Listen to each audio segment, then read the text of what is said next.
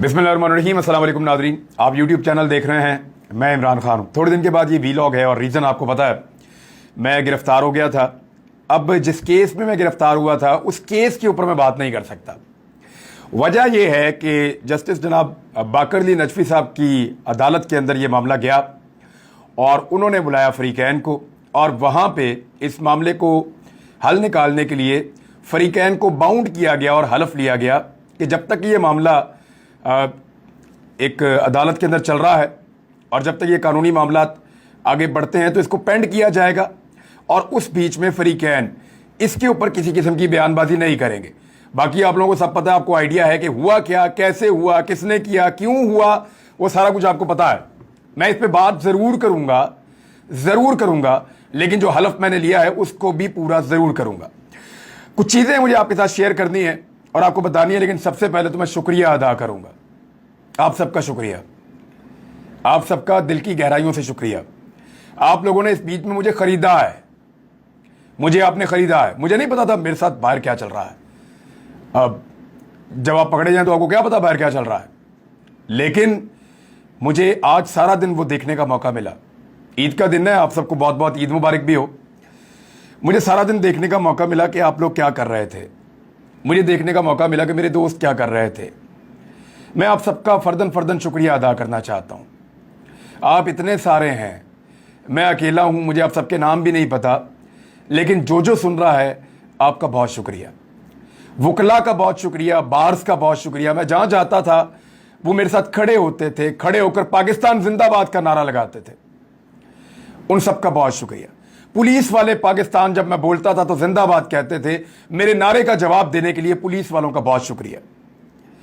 जितनी बार्स हैं वकला की, उन सब का बहुत शुक्रिया। जो सहाफ़ी खड़े रहे, डटे रहे, उन्होंने मेरा साथ दिया, मेरी हिम्मत बंधाई और इसको रिपोर्ट करते रहे, वाक़यात को बताते रहे, उन सब का बहुत शुक्रिया। मैं नाम नहीं लेना चाहता, एक का नाम लूँगा तो सबका नाम कैसे लूँगा मैं। आप इतने ज़्यादा हैं, इतने सारे हैं कि मैं सिर्फ आपका शुक्रिया अदा कर सकता हूँ। जिन सियासी शख्सियात ने आवाज़ उठाई, बात की, उन सब का बहुत शुक्रिया।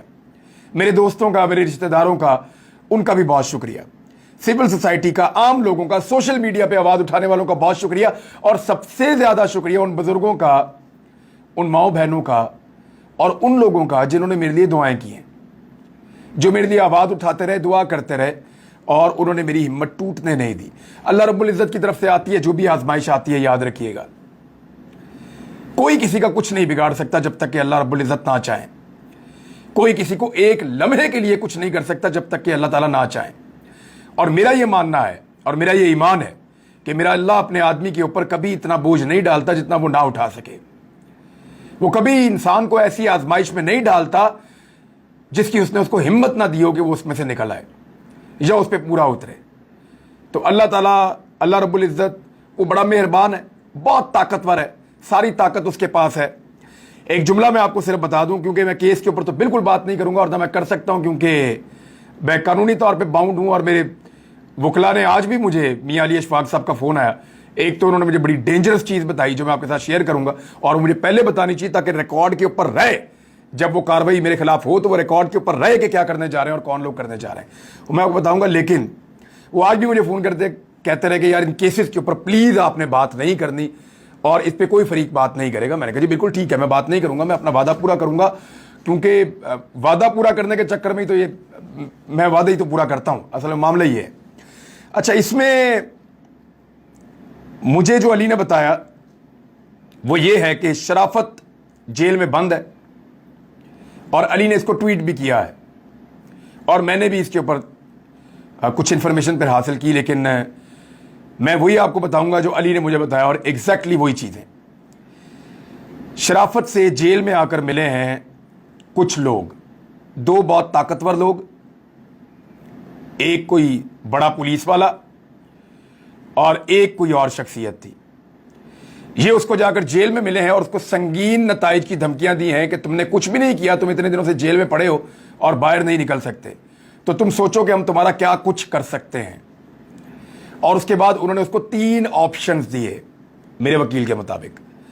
पहला ऑप्शन ये दिया कि तुम ये कहो कि किसी लड़की को इमरान रियाज खान ने कत्ल किया और कत्ल करके कहीं पे दफन किया हुआ है, जमीन में दबाया हुआ है। हम तुम्हें जगह बताएंगे, वहां जाकर तुम निशानदेही कर दोगे और हम तुम्हें छोड़ देंगे, फिर हम जाने और इमरान रियाज खान जाने। एक ऑप्शन यह दिया गया। उसको दूसरा ऑप्शन यह दिया गया कि इमरान खान मंशियात की कंसाइनमेंट्स के ऊपर डील करता है, यानी मंशियात का डीलर है, और हम तुम्हें नाम बताएंगे, तुम बंदों के नाम लोगे और उन बंदों को हम इमरान खान के साथ नत्थी करके जोड़ के हम जाने और वो जाने और तुम निकल जाओ बीच में से। और तीसरा ऑप्शन उसको यह दिया गया कि तुम ये कहो, अब ये मुबैना तौर पे ये सारी कहानी मेरे तक दो जराए से पहुंची है, लेकिन मैं जो बिलीव कर रहा हूं, मियां अली अशफाक जो मेरे कौंसल थे, जो सारे मामला देख रहे थे कानूनी और इस केस को लड़ रहे थे, मेरा बचपन का दोस्त भी है, इसलिए मैं उस पर बहुत मेरा ट्रस्ट है, तो उसने मुझे बताया कि तीसरा ऑप्शन यह है कि इमरान खान कलअदम तंजीमों की फंडिंग करता है। इन तीनों में से कोई एक चीज शराफत लिख कर दे हलफनामे पे और फिर उसको छोड़ेंगे और मुझे पकड़ेंगे इसके बदले में, या इस केस में मुझे उलझाया जाएगा या फंसाया जाएगा। बाकी ये चीज अब हमारे तक पहुंच गई है, मेरी जिम्मेदारी थी मैं आपको बता दूं। अगर इन केसों में या इस तरह से मिलता जुलता कोई केस मुस्तकबिल में कोई बने या बनाया जाए तो आप समझ जाए कौन कर रहा है, क्या कर रहा है, कैसे कर रहा है। वैसे इन चीजों से फर्क नहीं पड़ता। कुछ लोग ये कहते हैं कि सॉफ्टवेयर अपडेट हो जाते हैं, देखें जिसके अंदर हुब्बुल वतनी की विंडो डाउनलोड हुई हो ना, उसको कोई सॉफ्टवेयर अपडेट नहीं कर सकता। मैं फिर आपको बता रहा हूं कि जिसकी विंडो में हुब्बुल वतनी हो ना, उसको कोई सॉफ्टवेयर अपडेट नहीं कर सकता। ये आप लोग जानते हैं, ये मेरे तमाम लोग जानते हैं, उन्हें पता है कि ऐसे नहीं हो सकता। मैं सिर्फ ये अदालती हुक्म की वजह से एक सर्टेन टाइम पीरियड तक कुछ चीजें आपको नहीं बताऊंगा, लेकिन अल्लाह रब्बुल इज्जत की दात सबसे बड़ी है। जब मैं स्वात से निकल रहा था ना, तो मुझे काफी आइडिया था कि मैं अरेस्ट हो सकता हूं। तो मैंने अपने जो साथी हैं, अजब खान मेरे साथ होता है, उसको और अली नवाज, मैंने इनको कहा, मैंने कहा यार आप लोग ये सामान लपेटो चलें। तो उनको आइडिया नहीं था कि अचानक हम निकल जाएंगे। मुझे बुखार भी था 2 दिन से, तो थोड़ा मैं बेहतर हुआ तो मैंने नाश्ता किया। मैंने कहा सामान लपेटो चलें। मैंने कहा साहब किधर जाना है? तो मैंने कहा चलो दुनिया को दिखाते हैं कि सबसे बड़ा और ताकतवर अल्लाह है। ये जुमला बोलकर मैं हल्फन आपको कह रहा हूं, ये जुमला बोलकर मैं स्वात से निकला था कि चलो दुनिया को दिखाते हैं कि सबसे ताकतवर और बड़ा अल्लाह है, और वही है। और मैंने इन दिनों में दोबारा इस चीज का एक्सपीरियंस किया। कोई एक्सपीरियंस की जरूरत नहीं है, सबको पता है, वैसी हमारा ये ईमान है। आप सबका एक मर्तबा फिर बहुत बहुत शुक्रिया, बहुत शुक्रिया आपका। आपने खरीद लिया मुझे, आप लोगों ने मुझे खरीद लिया। मैं ये कर्ज उतारने की कोशिश करूंगा रहती जिंदगी तक इसकी कोशिश करूंगा। खबरों पे आते हैं जी वापस, और पहली खबर ये है, एहसन इकबाल को भेरा पे जिन हालात का सामना करना पड़ा, उस फैमिली ने घर में आकर मुलाकात की और माफी मांग ली। बेवकूफ समझते हैं, क्या समझते हैं? हमें अकल नहीं है, हमें पता नहीं चलता। ये ऐसे हो सकता है कि वो लोग पब्लिक प्लेस पे खड़े होकर अपनी सिक्योरिटी को रिस्क में डाल के एक वफाकी वजीर को चोर चोर के नारे लगाएं और बाद में उनके घर जाके माफी मांग लें? ऐसे होता है? मैं जानता हूं कितना दबाव होगा, आप लोग भी जानते हैं कितना दबाव होगा, और जिन लोगों ने यह दबाव पहले बर्दाश्त किए हुए अपनी जिंदगी में, उनको भी आइडिया होगा कि दबाव तो होगा। मेरा एक सवाल है इस सारे मामले के ऊपर, हो सकता है बात ठीक हो, एहसन इकबाल साहब जो फरमा रहे हैं वो ठीक हो, लेकिन लोगों का रिएक्शन तो सोशल मीडिया पे कुछ और ही कह रहा है। लोग मानने को तैयार नहीं है कि इतने आराम से लोग आके, जो चोर आपको कह रहे हैं वो आके आपसे माफी खुद ही मांग लें। हालात नॉर्मल नहीं हो सकते उन लोगों के लिए, ये क्लेम किया जा रहा है। मेरा यह कहना है कि क्या नवाज शरीफ आज तक बरतानिया में किसी एक आदमी से माफी मंगवा सका जिसने नवाज शरीफ को चोर कहा, डाकू कहा, गद्दार कहा, कुछ भी कहा?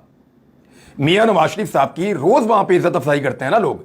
जब मियां साहब बाहर निकलते हैं, उनकी फैमिली बाहर निकलती है, पीछे लग जाते हैं, चोर चोर, डाकू डाकू, रोज लोग कहते हैं।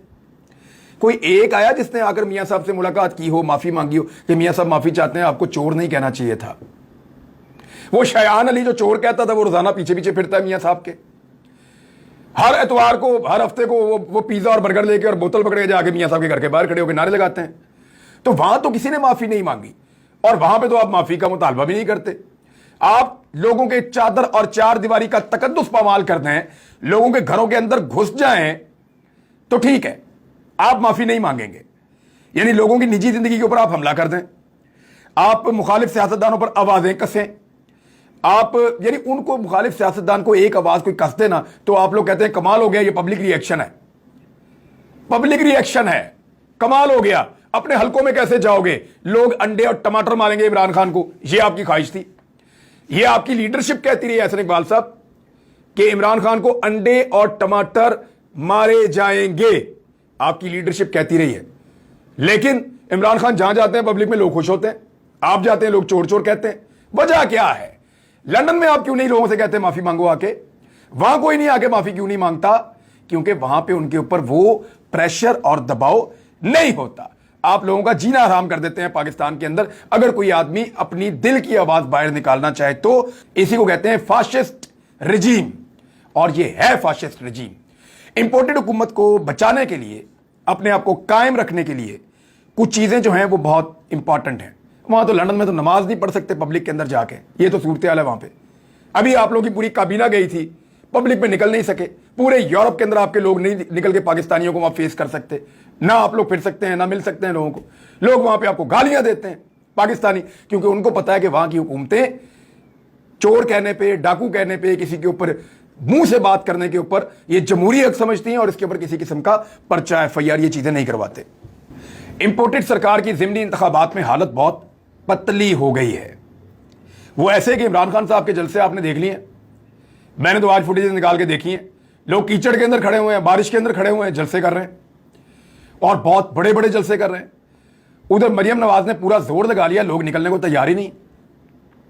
जिन लोगों को जमा करके पूरे सरकारी वसाइल लगा के जलसों में लाया जाता है, वो भी कोई इधर फिर रहा है, कोई उधर फिर रहा है, कोई अपना खा रहा है, कोई पी रहा है, कोई आपस में बातें कर रहा है। लोगों ने अपनी अपनी पंचायत लगाई हुई है जलसे के अंदर। यानी यहां से पता चलता है कि लोग वोट डालने के लिए PMLN को तैयार नहीं है। अब उसका बंदोबस्त क्या किया जा रहा है? पाकिस्तान तहरीक इंसाफ ने बार बार इल्जाम लगाए हैं। बाबर ऐवान ने बाकायदा यह बताया कि हमने इन सबूतों को इकट्ठा किया और उनको देखा, और उसके ऊपर उन्होंने ट्वीट्स भी किए हैं। और यास्मीन राशिद पहले भी कर चुकी है कि 15-15, 20-20 हजार वोट जो हैं वो दूसरे हलकों से लाकर इन 20 हलकों के अंदर ठूसे जा रहे हैं, ताकि जो लोटे हैं, जो इलेक्शन लड़ रहे हैं, ये वोट उनको डलवाकर जितवाया जा सके 2 नंबर तरीके से। तो अब ये 2 नंबर तरीके से इलेक्शन अगर जीता गया तो जीता गया। इलेक्शन कमीशन ऑफ पाकिस्तान हो जाए या बहुत ताकतवर शख्सियात हो जाए या ब्यूरोक्रेसी हो जाए, सारा का सारा निजाम ऐसा लगता है कि हमजा शहबाज को इलेक्शन जितवाने के चक्कर में है। और ये दिखाई दे रहा है। मैं बतौर रिपोर्टर आपको मैं भी कह रहा हूं, बेशुमार रिपोर्टर और भी कह रहे हैं, बहुत सारे सहाफी बार बार कह रहे हैं कि यहां पे हमजा शहबाज की हुकूमत को बचाने के लिए, ताकि इंपोर्टेड सरकार जो वफाक में बनी हुई है वो बनी रहे, वो कायम रहे। और ये जो चूं-चूं का मुरब्बा पाकिस्तान में इस वक्त हुकूमत कर रहा है, इतनी सारी जमातों का, को 15-16 जमातें इकट्ठी हो गई हैं और वो पाकिस्तान की अवाम को रोजाना की बुनियाद पर पीस रहे हैं महंगाई के जरिए से। उनकी हुकूमत कायम रह सके, क्योंकि अगर पंजाब गया तो सब गया। पंजाब के अंदर पूरे के पूरे वसाइल और ताकत इस्तेमाल की जा रही है। मेरी इतला के मुताबिक पेट्रोल की कीमत कुछ कम करेंगे अब ये, और वो कम इसलिए करेंगे ताकि ये हुकूमत बचाई जा सके, और ये हुकूमत बचाने के लिए वो पेट्रोल की कीमत कुछ कम करेंगे ताकि इलेक्शन से पहले लोगों को एक अच्छा जेस्टर दें। बहरहाल 100 रुपया तो इन्होंने पेट्रोल बढ़ा दिया और इससे ज्यादा इन्होंने बढ़ा दिया है डीजल। मरियम नवाज ने कहा कि आलमी मार्केट में $1 भी अगर पेट्रोल सस्ता हुआ ना, $1 भी, तो शहबाज शरीफ रिलीफ देंगे। लगभग $25 के करीब सस्ता हो चुका है। $100 से कम भी प्राइस आई है कुछ बीच में, $100 से कम भी प्राइस आई है बीच में। इन्होंने तो ₹1 नहीं बढ़ाया, ₹100 बल्कि बढ़ा दिया।